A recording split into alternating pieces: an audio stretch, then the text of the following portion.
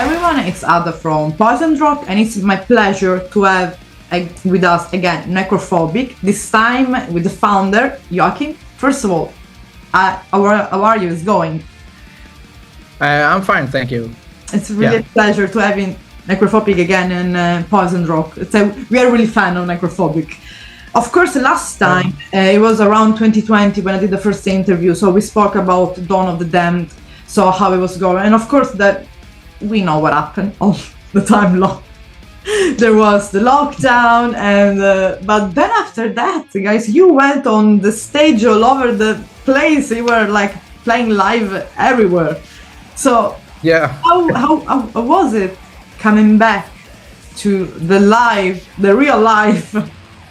It was a strange time, the COVID time, and unfortunately our album was released just a few months before the pandemic. COVID struck the world. So everything, as you all know, got cancelled or postponed to the future. Yeah.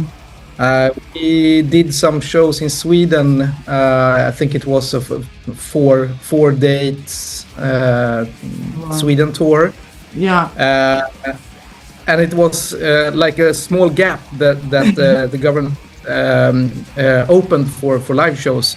And as soon as we were finished with those 4 shows, everything locked down again. Oh my God. So we had a bit of luck there.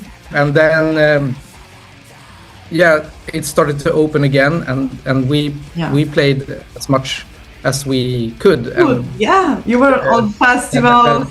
Yeah. So that was really fun to come out and play again. Yeah. So I don't know. We never was frustrated or anything, but I think there was a lot of energy in the shows. A bit more energy than usual. Very high, of course, but maybe a little more energy these first shows after. Let's say as well from the crowd, it was different because there were more, like maybe more energetic crowd this time. Like we are free, like out of the prison. It was a good vibe. Yeah, and I think it's as well beautiful when you come back into the festival and live scene, and you're able as a band as well to tour with your own friends and from other bands. So you see everyone after that period of that we felt that was endless almost.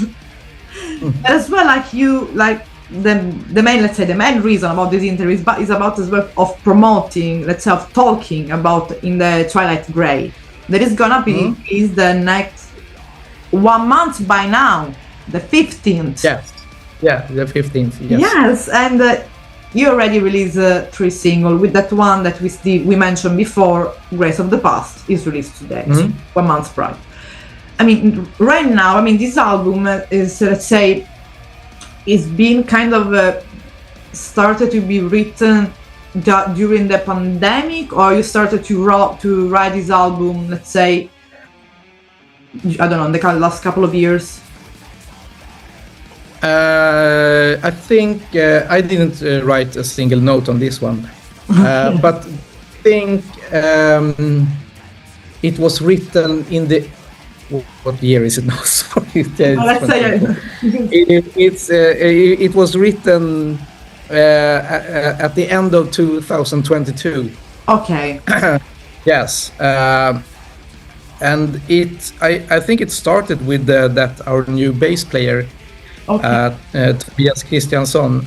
He sent us a demo cassette with 10 or 12 songs that he has written, but it wasn't supposed to come to Necrophobic, but he wanted us to listen to it and see if there was anything that could be used for Necrophobic. Yeah.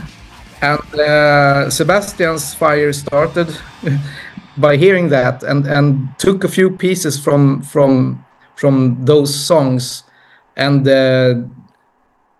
did them Necrophobic style, and that was at the end of 2022. And Yeah, the others of us, we didn't have a clue, but all of a sudden, Sebastian dropped. I think it was 4 songs in our group chat. Here are some new songs. Like, And when Sebastian makes pre-production, it's with vocals, bass, Yeah. guitar, drum machine, so it's more or less a complete song. And yeah, we were just blown away by it, and a bit surprised, as I said. And then we knew that, okay, now comes a new album is on the going way. to be done. Yeah. So there was the starting of all the, let's say, the writing process and the lyrics as well.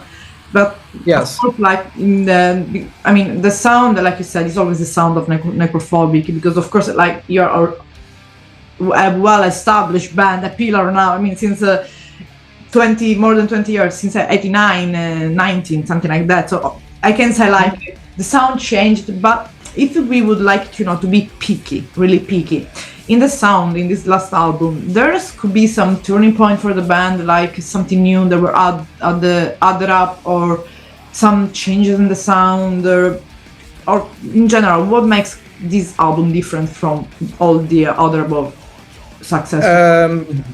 Yes, you can, if you are really a die-hard Necrophobic fan, you instantly hear that it's us. The production is powerful and atmospheric and sounding really good. The music, the songs are also very traditional Necrophobic, but still with some new paths taken here. I think it's more heavy metal, traditional heavy metal parts involved in this album that we have not as much as on this new album. We have had heavy metal parts in our music before, but these are on this album is more obvious, more clear, take more place. Okay. Yeah, so that's a bit different. I also think that it's a very dynamic album. Everything is not going the fastest possible all the time. So I think it's a bit, varied in tempos and yeah. So that's why I think it's something new that we maybe experiment started with this album and we will continue with later on. Yeah, because that's kind of a good way for making, for example, like the teenager of people from let's say other genre in music, like, I don't know, heavy metal or other type of metal, getting closer to Necrophobic sound, because sometimes what separates like a band sound from another band sound is just only a couple of riff of guitar or a couple of bits of drums. There's nothing more. Because let's say music, it's all just one word, but of course there are all of different genre and some genre, because Necrophobic, you never think we're labeled like black metal. That it's always been a little bit of everything, and like you said, yes, you used some heavy metal, let's say, influences or part, and that's, I think it's cool, because it shows that the no matter how many times when the band is playing, is always open, because you already have your sound. You keep on going, like the other bands, big like Necrophobic, to do your own sound. Said, okay, we are Necrophobic, we can keep on doing our own music, we have our fans, but showing that you're changing, like putting some new things, it shows that you are willing to experiment and always open to be a good thing, a success or not, which I believe it's already going pretty well, since so many gigs you already have booked. Because I don't know how many festivals you are gonna be this summer. I just take a look and it's gonna be, I think, Summer Breeze. I saw something about Summer Breeze. Yes, Summer Breeze is it's my home. That's my home. That's we did that many years ago. I think last time was 10 years ago. So it's going to be good to it's a good way to come back. Yeah, it's one beautiful festival. Yeah, and with the style that we have, we are also very, confident in what we do nowadays. We know, okay, we are not in a box, but we can develop some things, but still has to be necrophobic. So always tricky. Could we use this? But still, in our stage show, we are also a bit not a typical death metal band or not a typical black metal band. Exactly. We are like what we grew up seeing ourselves. The big arena metal shows with the Dio and Wasp and Iron Maiden.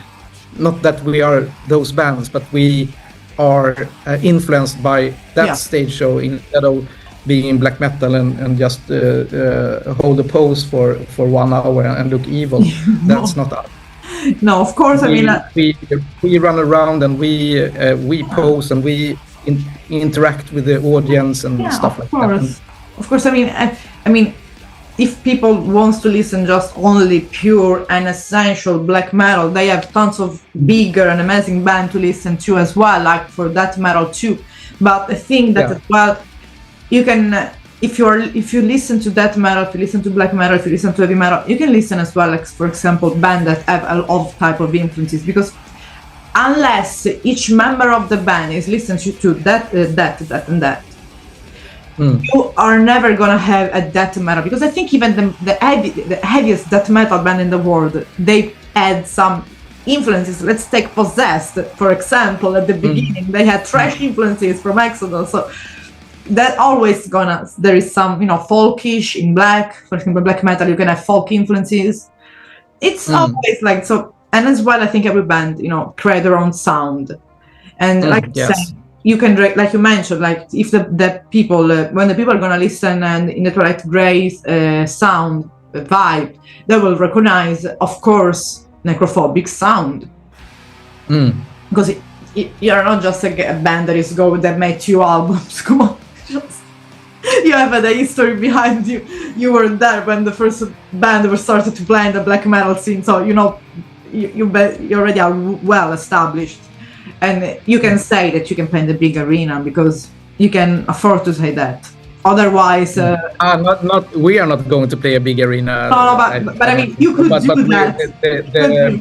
The thing that we are influenced stage performing wise is from those days when we went to concerts when we were. But I mean, smaller. Since you're following of fans and people that are following Necrophobic, at least for what I saw in all these years, especially after the pandemic, in your own live show, even if you go in some arena and just make a concert of Necrophobic, I think you can fill it up, because that could be a good thing, And speaking about the lyrics, then.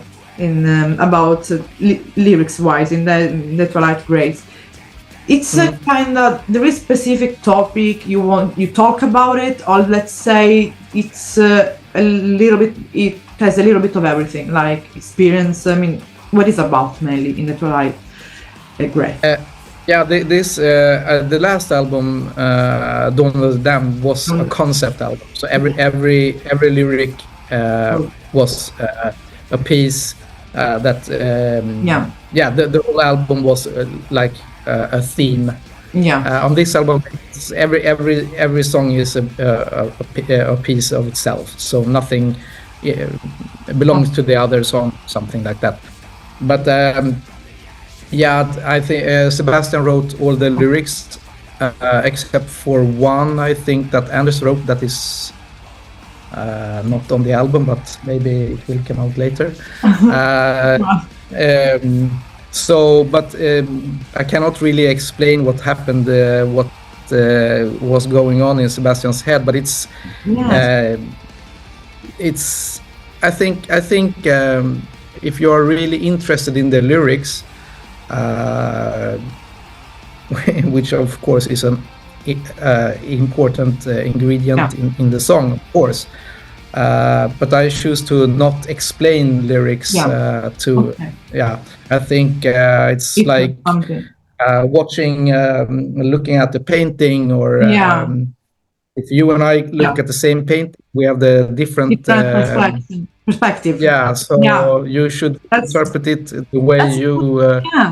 That's beautiful. Yeah, and that's really as well important, because it's like a way of the fan, of the listener listening the album, to just say and go to listen to, and they can feel and decide their own meaning they want to give to that.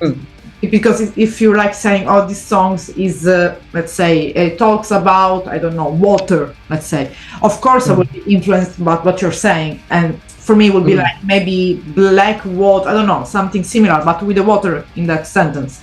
So saying that, you have to listen, and it's your free. That's I like that that answers. And of course, I mean, in all the album, let's say, in all the track list, there has been some song that you, Joakim, really like enjoy recording, like in the drum as well, because maybe had a good tempo or rhythm, or maybe because you really like imagine you're like playing live, and let's say I can look forward to go and play these songs live. A personal fave. Yeah. You're just about to. I liked As Stars Collide. Okay. The second single, and we have played it once live already. Yeah, we played in Germany. I think it was 2 or 3 weeks ago, and the single was released a few days before that show. So we decided to play it live. Yeah. And I think it's a powerful song, great melody, and I think also the audience will enjoy. They enjoyed it in Rostock where we played, and they heard it just a few times before our show. But we saw instantly that this song is going to be included in the live set. The live set. For quite some time now, because it's a bit heavier than our usual songs, but it has a tempo which is really good for concerts. That's good. And I enjoyed recording it. So, of course, since you mentioned lives, you have already planned some, let's say, releasing show. Don't want to say releasing show party, but let's put it like that: releasing show for when the album is gonna be out, or preparing some tour, or at least for what you can say about the live shows, the upcoming live shows, or some, like we mentioned before, some festival that you have in summer. Yes, I have a bad memory. What shows are confirmed, because I know where we are going to play a lot, but not everything is confirmed, so I can tell you. Okay. But we are going to play in many European countries this year. Yeah. Maybe Italy too. I cannot say right now, but no. People have to follow they have to follow your own media and website to find out. Yeah. And we're going to play in. The album is going to be released in 1 month now, and we're going to play. That weekend is going to be one in Germany and one in Sweden. Gothenburg in Sweden. I don't remember the German town. It's a festival. Okay, cool. And then we're going to Mexico and Colombia. Enjoy. It's beautiful. In middle of April, and let's say then my memory starts to what is. I can understand. I mean, there's a lot on the plate. I mean, a lot of live.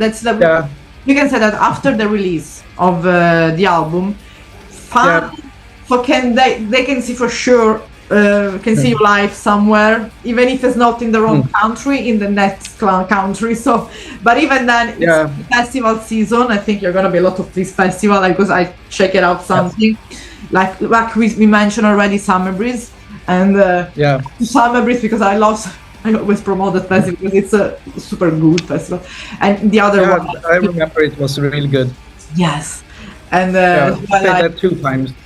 Yeah, I worked there as a photographer, and it was amazing. Oh, okay. Like the VIP area was like really loungy, like I was chilling and sleeping all the time. It was beautiful. It was the only way to go throughout to the, the small stage to the big stage. There's a long road, and throughout the VIP area, you crossed it. It's like just playing. I think you went by some kind of not shuttle, but some kind of small bus. Yeah, because from the backstage area to the stage you cannot walk there. It's of course you can. Yeah. And you get to live there, and it's a festival are beautiful experiences always. Of course, when you are in a small, let's say more intimate environment, which is at the venue, so it's like Necrophobic playing live. Of course, fan can just completely immerse in your music, and that's something important to go as well. Because if I am a fan of Necrophobic, of course I'm gonna pick one of your tour gigs for enjoying really your music. Then if you're on a festival, I can enjoy it as well, but it's always, chaotic. Yes, chaotic at festivals, yes. Yes, but of course, we spoke a little bit about the album, but like I mentioned in like really at the beginning, I had the interview previously with Anders. When I talked with Anders, we speak a little bit about his musical journey as him says. So I want to ask you about your musical journey as a drummer. You can before you formed Necrophobic. So when you started playing drums, why you choose drum? Who were your bigger influences growing up as a drummer? Because it's good as well to know from fan. What shall I say? I started to listen to heavy metal when I was 12. I went to summer camp, and I was blown away by the heaviness of the sound and the aggression in the songs. I was listen a little bit to not extreme punk rock, but some friendly sounding punk rock, melodic punk rock maybe. Then I became friends with David. He played guitar. So we, at the early stage, we talked about if we should start a band together. Then we went to those underground shows with Nihilist, which then became Entombed. Dismember, Unleashed, this Stockholm-based death metal bands we saw from day one to and we decided to form the band, and David was obviously the guitar player. The friend that we brought into the band, he wanted to play guitar also, but the guitar was already filled with David, so he played bass, and drums was left. I had been, playing drums on the music lessons in school. So I said that I can play drums. Nothing that I was influenced by anyone, but that was my spot. So very early influences was Clive Burr from Iron Maiden, Dave Lombardo from Slayer, and Igor Cavalera from Sepultura. Those were my influences. I started to listen what are they doing, and copy that to start playing. That's really, like, of course it's beautiful when you see as well, kind of a scene that is starting, like you saw like going out with your friend, and then became this band and this band, and you are like all friends with all this band and people. It's something really beautiful. And so just to say the main information at the end, like happens on the next episode, let's say. So what people can expect now is the release of the album, the 15th. There is going to be some single release, some music video, or there is going to be straightforward the album? Now I think nothing, no more singles. Today we released the third single, so next up is the the album big one. release. It's the big. And then we have not anything planned what shall happen after album release, but we have some stuff to show you. We don't know exactly how it will come out yet, if it is a video or something, but we have material that we are have filmed. So and then play as much as we can this year. I know that we're already booked next year, so Mama, you're gonna be busy. Yeah, we're gonna be busy. So, but of course, it's important to say that the album is gonna be available in platforms, everything, Spotify and all this, but physical copies, I think.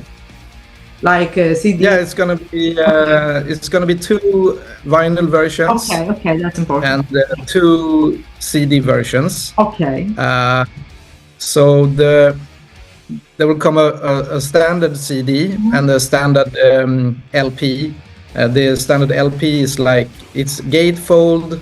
Okay. Yeah, but on the deluxe version it's very expensive, but it's very good look.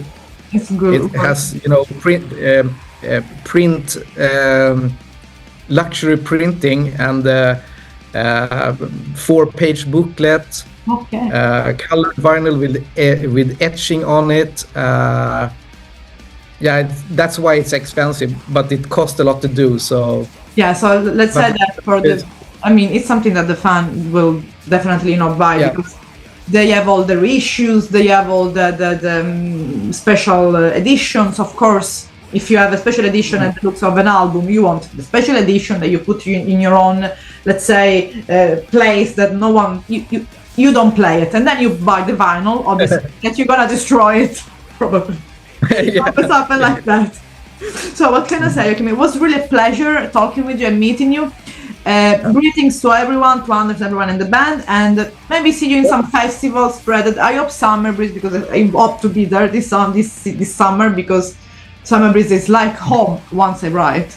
And I see some crazy girl running around. No, I'm just hair in Summer Breeze. Oh, there are you. I'm just on the behind the bench between if you see someone among of the photographer that's trying to reach someone. Or someone lying on the field sleeping in the VIP area like dead already in 5 p.m. So have a good rest of the day, Anders. Joakim, it was a really pleasure meeting you. Yes. Thank you so much. And enjoy this rest of the evening. Let's say it's almost evening. It's 6 p.m. Yeah, almost. Thank you so much. Bye-bye. Bye-bye. Thank you. Bye.